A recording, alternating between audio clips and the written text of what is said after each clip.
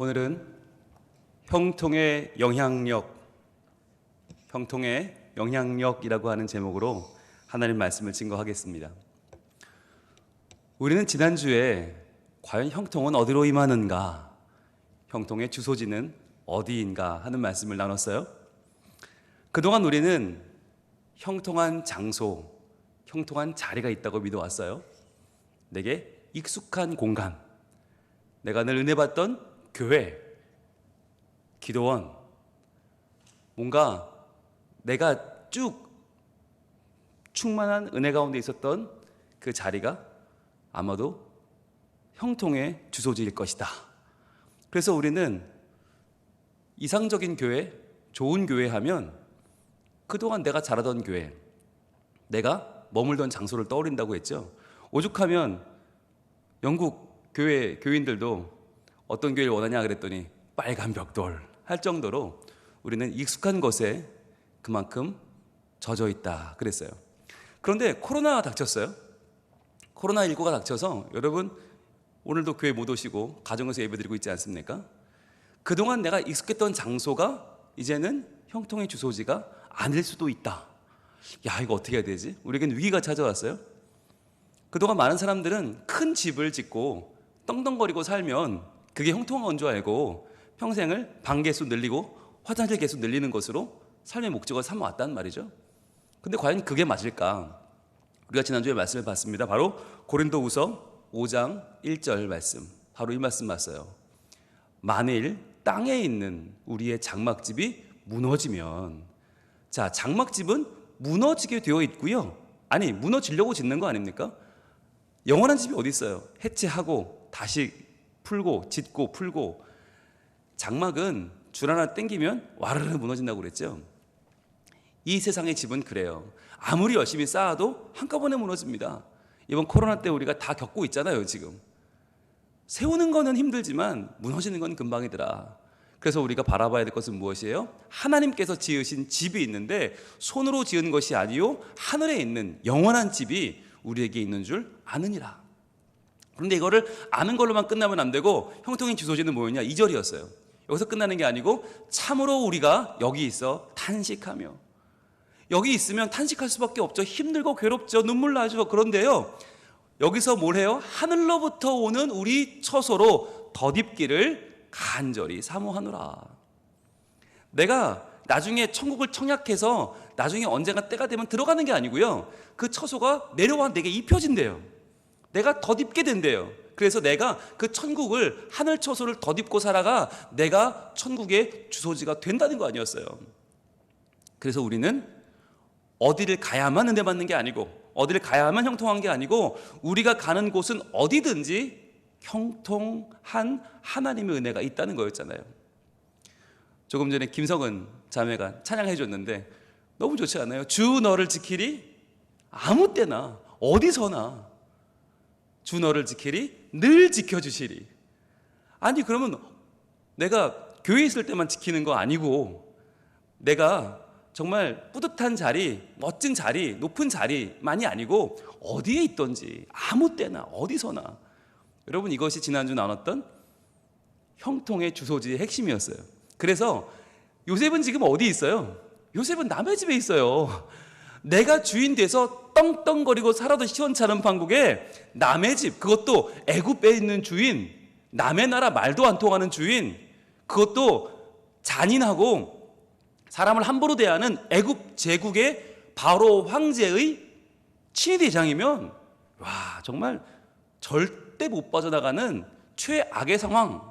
그런데 그 주인의 집에 있는데 요셉은 그때가 제일 형통했다라고 성경은 말한다고 했죠.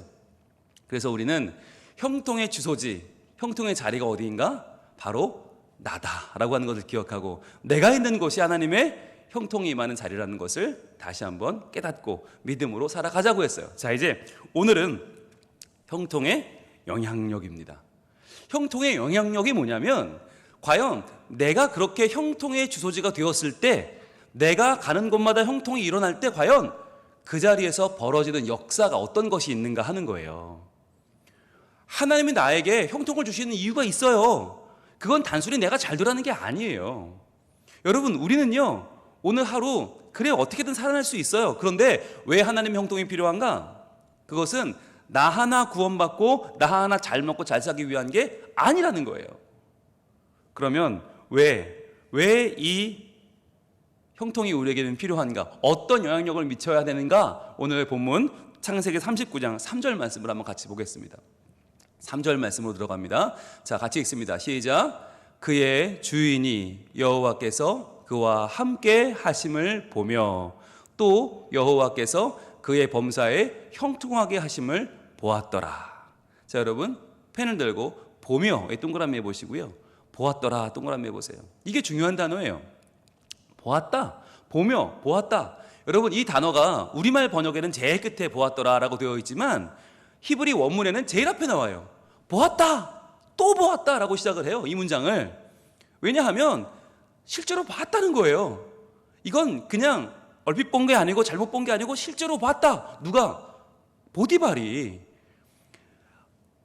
바로의 충성스러운 친위대장 보디발, 완전히 애굽 사람, 뼛속까지 애굽 사람, 이방인이죠. 그가 요셉의 삶 속에서 뭘 봤냐면 여호와께서 그와 함께 하심을 보며 여호와께서 그의 모든 일을 형통히 하시는 것을 봤다는 거예요. 여러분, 이게 이해가 되세요? 여러분, 하나님을 알아야 볼 거 아니에요. 아니, 여호와도 모르는데 어떻게 여호와께서 그와 함께 하시는 거 어떻게 보냐고요. 보디발은 이스라엘 사람도 아니고 하나님을 알지 못하잖아요. 여호와를 어떻게 알아요? 알아야 볼 수 있는 거 아니에요? 그렇잖아요. 여러분, 만약에 예를 들어서 우리가 로또를 샀는데 당첨이 됐다, 1등이 됐다. 뭐 좋아하지도 않으시는구나. 예, 여러분 아예 기대가 없으시죠? 이쪽에 대해서는. 네. 만약 됐다는 거예요. 그게 됐다고 합시다. 그러면 옆집 사는 이 절에 다니는 옆집 사람이 뭐라고 그럴까요? 할렐루야! 하나님께 영광입니다. 아이고, 주님의 은혜입니다. 이럴까요? 이럴 리가 없죠. 뭐라고 그럴까요? 부처님의 은덕입니다. 나무 관세음 보살. 이러지 않겠어요? 그죠? 쓰는 언어가 다르죠. 살아가는 공간이 다르고 살아가는 사상이 다르면 여러분, 하나님이 함께 있다고 말할 리가 없잖아요. 그분이 절에 안 다니고 보통 그냥 안 믿는 분이 뭐라고 그러겠어요? 어머나 조상이 돌봤네. 그러지 않으시겠어요? 어머나 묘자리를 잘 썼네. 지난 추석에 묘자리 옮겼다더니 거기 명당인가 보다. 우리도 좀 써요 거기. 이러지 않겠어요? 우리 집은 맹이 모양이야. 삼재가 들었나? 이럴 거 아니에요. 여러분, 이게 생각하는 사고의 틀이 다른 거예요. 그 사람들이 나쁜 게 아니라 틀이 다른 거라니까요. 지난주에 여러분 그거 받으셨잖아요. 문고리 신방 받으셨죠? 그거 가지고 옆집 절에 다니는 우리 불자님에게 그걸 자랑한단 말이에요. 보살님 일로 와보세요. 이거 우리 담임 목사님이 친히 이거 엽서 써줬어요. 그럼 그분 끔뻑끔뻑 할걸요? 뭔 소리인지 몰라가지고. 그럼 그분한테 뭐라고 그래요? 보살한테 뭐라고 그래야 돼요? 이거 우리 주지 목사님이 써줬다? 이래야 진짜? 그러면 눈이 커지면서 우와, 이걸 300명한테 다 썼단 말이야? 어이고, 그분 성불하셨네 라고 하실 거예요. 무슨 말이냐면 언어가 달라요. 언어가 다르고 사상이 다르고 믿음이 다르고 체계가 달라요. 그런데 어떻게 과연 하나님을 모르는 완전히 이방 사람 애굽 주인인 보디발이 어떻게 요셉에게서 여호와가 그와 함께 하시는 걸 어떻게 보냐고요. 이게 문제 아니에요, 여러분. 궁금하지도 않으세요? 궁금해야 돼요. 왜? 이게 우리에게 지금 현재 닥친 상황이니까. 우리는 어떻게 살아야 돼요? 하나님을 모르는 사람들과 함께 살고 있고요. 교회를 적대시하는 사람들, 마치 교회에서 이 코로나 바이러스가 지금 막 퍼지고 있는 것처럼 오해하고 있는 사람들, 교회가 우리와는 좀 다른 생각을 하고 있다라고 지금 우리를 멀리 생각하려는 사람들과 지금 살아가고 있어요. 그렇다면 우리도 그들에게 보여줘야 되는데, 여호와가 우리와 함께 하시는 것을 보여줘야 되는데, 여호와가 우리를 형통케 하시는 것을 보여줘야 되는데, 과연 이거 어떻게 보여줘야 되는 건가 하는 거예요. 여러분, 오늘 이 본문 속에 사실은 그 답이 들어있어요. 여러분, 아까 보았다 동그라미 하셨죠? 보며 보았더라. 그 보았다라는 단어가 히브리 원어는요, 라아라는 단어입니다. 라아는 뭐냐면, 라아는 눈이 성에서 보는 게 아니에요. 그냥 지나가면서 앞에 있으니까 보는 게 아니에요. 라아라는 단어는 뭐냐? 봐서 발견했다. 이전에 몰랐던 걸 발견했어. 저런 게 있었네? 라고 새롭게 알게 됐어요.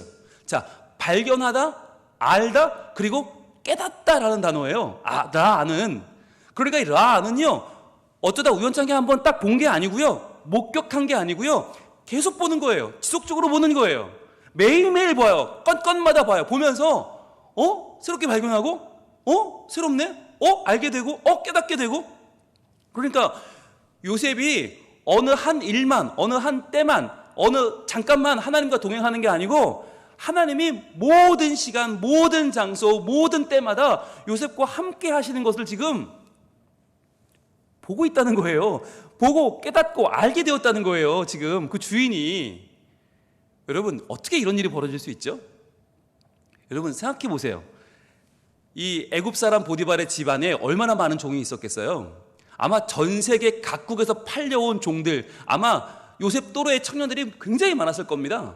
애굽은 그 당시 전 세계를 지배하는 대제국이었으니까 그 나라에 와서 값싼 노동력을 파는 사람들이 엄청나게 많았을 거예요. 그런데 그들 중에는 아마 요셉처럼 잘 사는 집, 부잣집 아들로 살다가 끌려온 사람도 있을 것이고, 자유를 마음껏 누리면서 살다가 끌려온 사람도 있을 것이고, 아마 거기에는 수많은 사연이 있고 그 안에는 아픔이 있지 않았겠어요?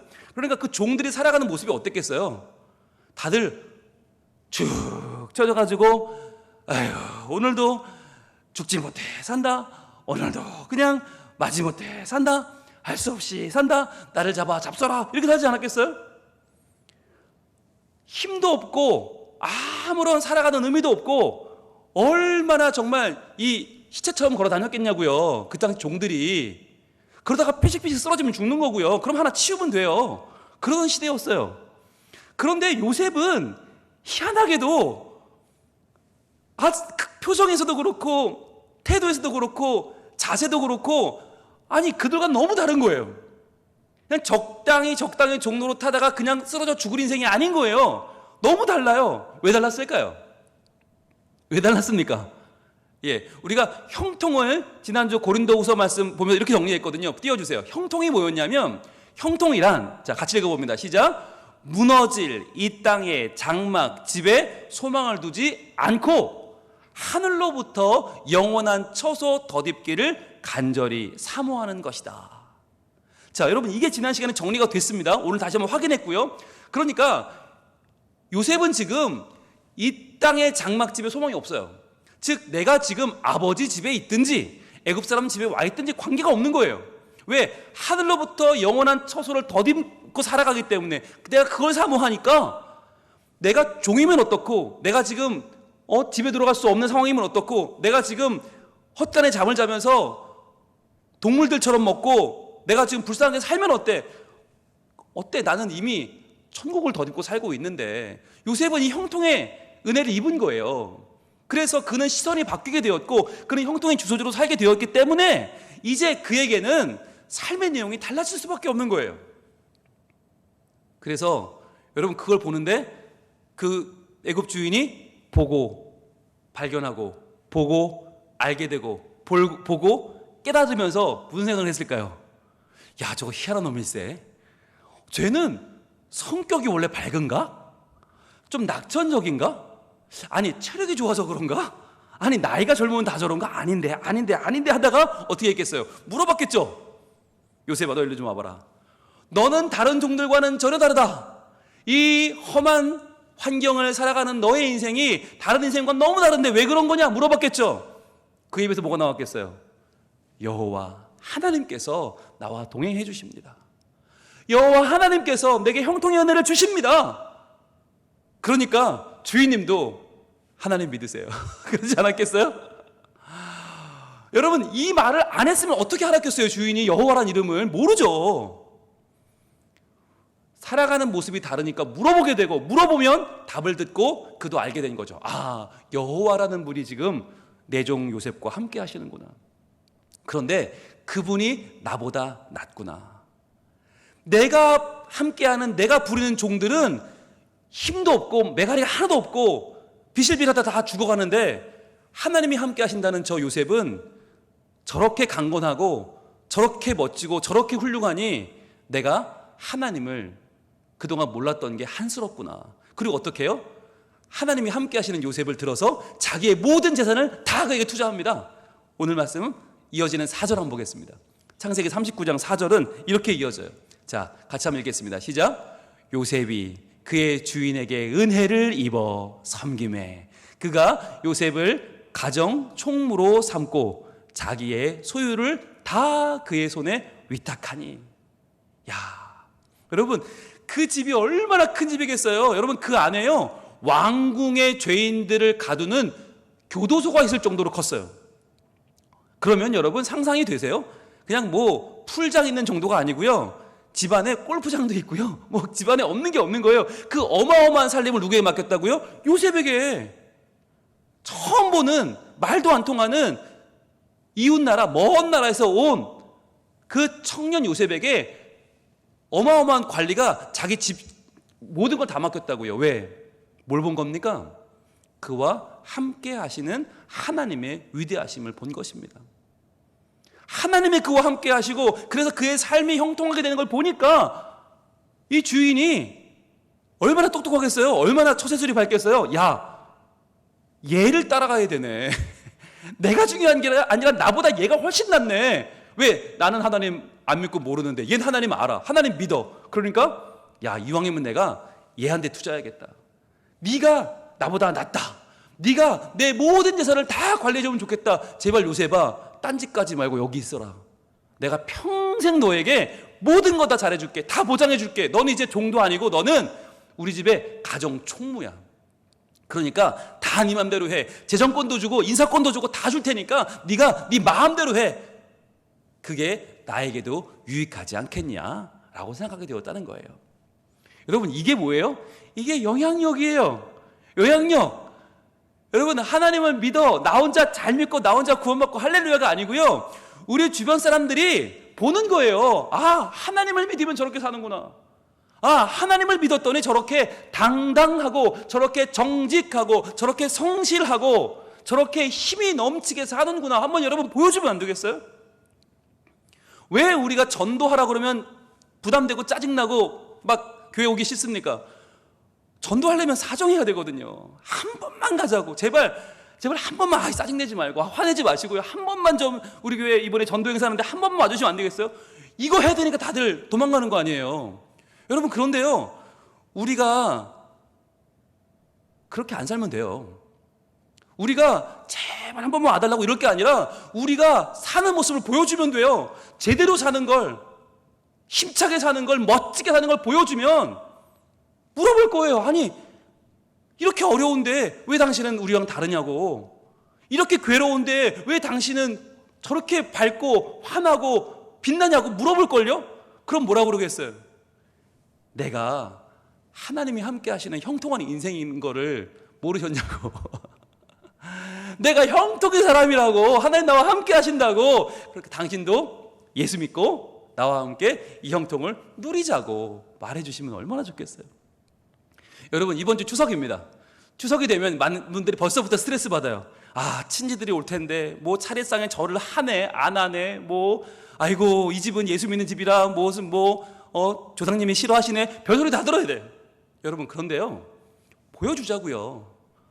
코로나지만 힘들지만 어렵지만 그러나 하나님이 함께 하시는 가정이 얼마나 든든하고 얼마나 복되고 얼마나 당당한지 보여주면 될 거 아니에요.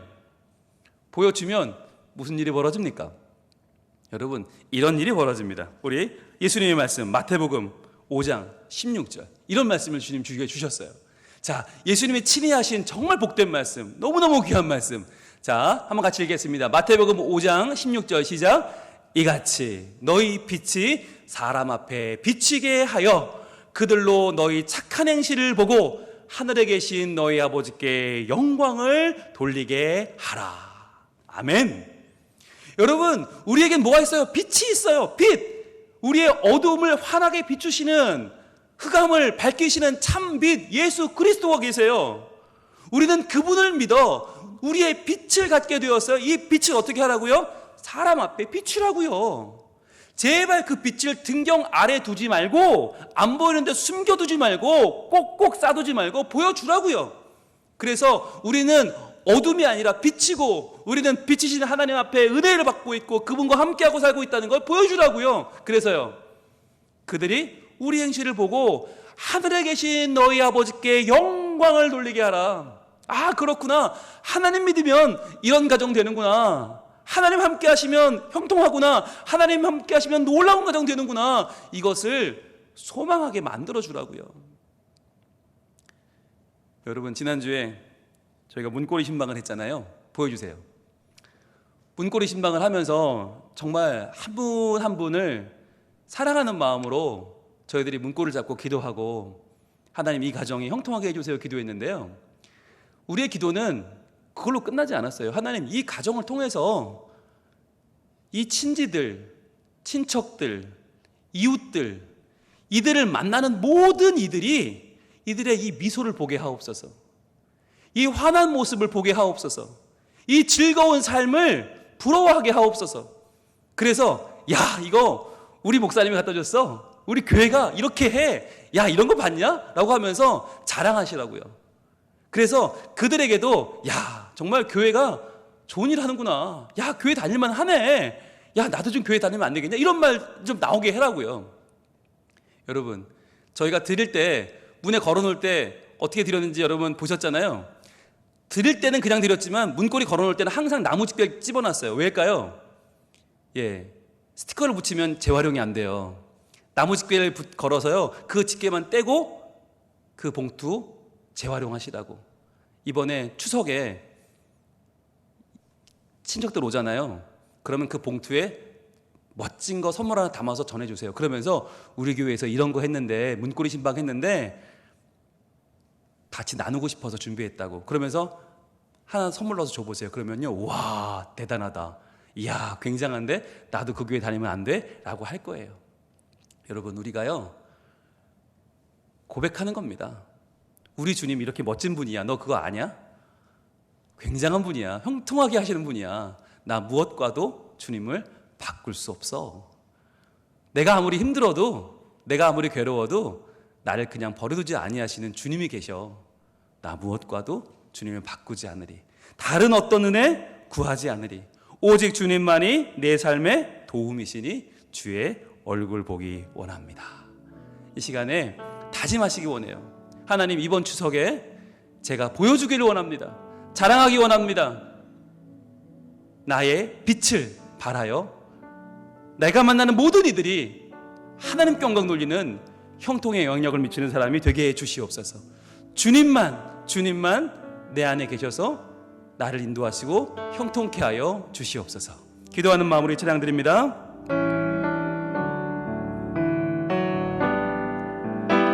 나 무엇과도 주님을 바꾸지 않으리.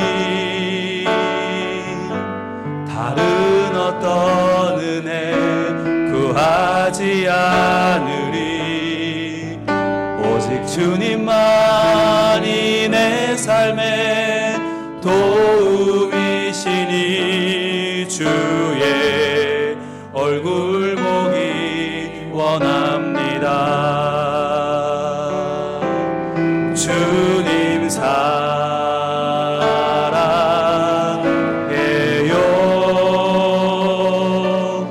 온 마음과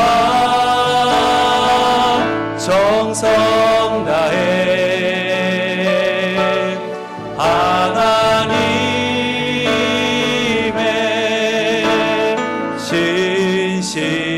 신실한 친구 되기 원합니다. 주님 사랑합니다. 주님 사랑해요. 주님 사랑해요.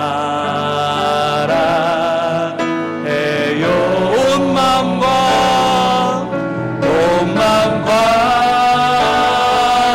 정성 다해 하나님의 신실한